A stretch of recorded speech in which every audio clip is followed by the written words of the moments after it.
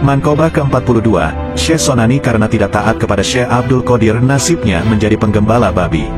Pada waktu Syekh Abdul Qadir menerima sabda Rasulullah Shallallahu Alaihi Wasallam bahwa telapak kaki beliau bakal memijak pundak-pundak para waliullah, sabda Rasulullah itu diumumkan dan disebarkan kepada seluruh para wali, baik yang hadir maupun yang tidak hadir, raib.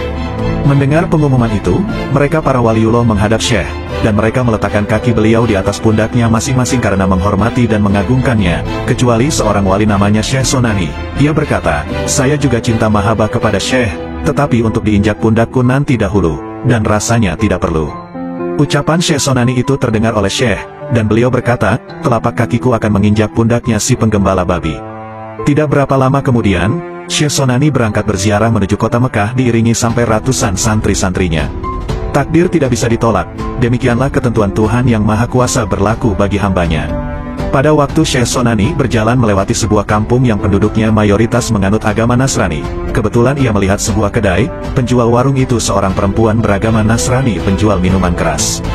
Keistimewaan perempuan itu pandai menarik para pembeli karena wajahnya cantik tiada bandingnya, badannya mulus dan mantap, mendebarkan hati para pemuda. Konon tiada seorang lelaki pun yang tidak terpikat olehnya.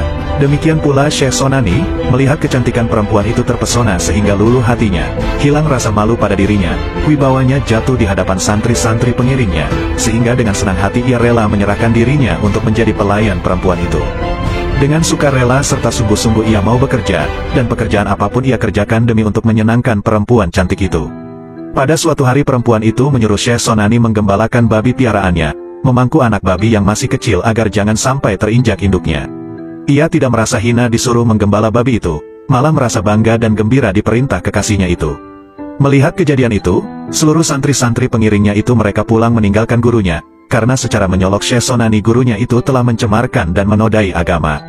Yang masih tinggal dua orang, yaitu Syekh Fariduddin dan Syekh Mahmud Maghribi.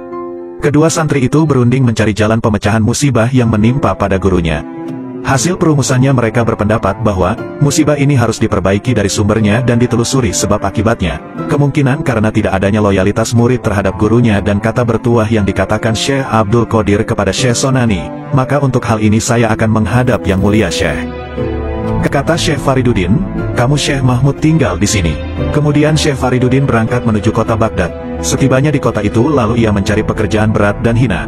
Akhirnya terpaksa pekerjaan itu diterima dan dikerjakan, yaitu membuang kotoran dari kakus. Pada suatu hari Syekh mengetahui dan menyaksikan Syekh Fariduddin sedang bekerja berat, yaitu sedang menjunjung wadah yang penuh dengan kotoran, dan pada saat itu turunlah hujan dengan derasnya, sehingga wadah kotoran itu penuh dengan air hujan melimpah dan membasahi badan Syekh Fariduddin.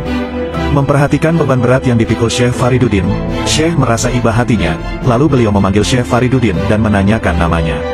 Setelah Syekh Fariduddin memperkenalkan diri, dan ia juga teman Syekh Sonani, Syekh bertanya lagi, kamu sebenarnya mau apa? Dan silahkan mau minta apa? Dijawab oleh Syekh Fariduddin, kiranya yang bertanya lebih arif bijaksana, lebih mengetahui maksud saya sebenarnya.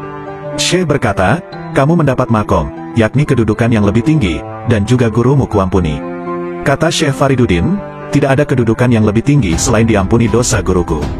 Kata Syekh, memang benar, gurumu telah kuampuni karena kedudukanmu itu.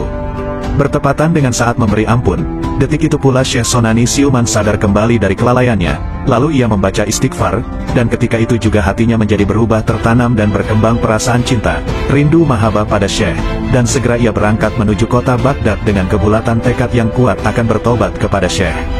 Demikian pula tidak kurang pentingnya perempuan cantik yang beragama Nasrani itu, dan juga kekasih Syekh Sonani ikut terbawa bersama Syekh Sonani, berziarah dengan keyakinan yang kuat akan masuk agama Islam berikrar di hadapan Syekh.